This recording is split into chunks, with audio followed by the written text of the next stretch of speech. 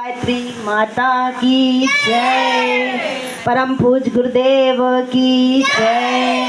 परम वंदनीय माता जी की जय। आइए, अभी आप सबको पता नहीं होगा कि हम यहाँ किस लिए उपस्थित हुए हैं। भाई, हमारे नए नए परिजन जो आए हुए हैं, बुलाया गया है, वो तो सोच ही रहे होंगे ना कि हम यहाँ किस लिए आए हुए हैं।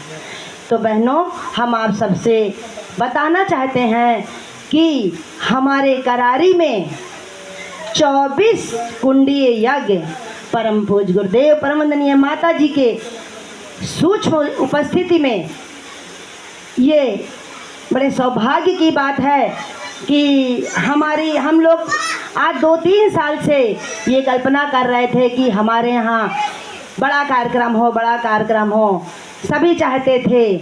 और आज गायत्री माता परम पूज गुरुदेव वंदनीय माता जी ने स्वीकार कर लिया। वो सभी को चाहत थी कि एक बड़ा कार्यक्रम हो, अब वो होने जा रहा है। सो करारी में है 24 कुंडीय यज्ञ। ये छोटा मोटा कार्यक्रम नहीं है, इसमें हम सभी को बहुत महान योगदान देना पड़ेगा। हम सबको अपने आप को तपाना भी पड़ेगा, गलाना भी पड़ेगा। और हम कहते हैं समय नहीं है, और नवंबर में होना है, समय भी नहीं रह गया है। तो हम सबको समय का बहुत ध्यान देना होगा। डेली अभी तक हम जी रहे थे, जैसे भी जी रहे थे, जो भी कर रहे थे, लेकिन अब हमारे पास समय कितना बचा है। आज 22 तारीख हो गया है सितंबर की। अक्टूबर, नवंबर 26, 27, 28, 29 तारीख से शुरू होगा। तो हमें, जैसे मैं मान लीजिए मेरे यहाँ सगाई होनी है ना, कोई आने वाला है, तो हमें पहले तैयारियां करनी पड़ेगी कि नहीं। या शादी ही हमने ठान ली है तो पहले तैयारियां होगी कि नहीं होगी। तो हमारे यहाँ भी मेहमान आने वाले, तो हम पहले तैयारियां करेंगे। तो अब 24 कुंडी यज्ञ है, तो बाहर से भी लोग आएंगे, तो हमें पहले अपने ही करारी के आसपास क्षेत्रों को जगाना होगा और प्रचार प्रसार करना होगा। इसमें हमारी सारी बहनों और हमारे भाइयों का महान योगदान होना चाहिए।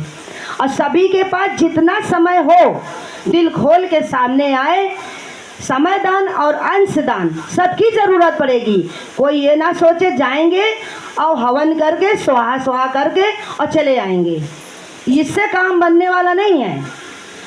सब चीज, तन मन धन सब कुछ एकत्रित करना होगा।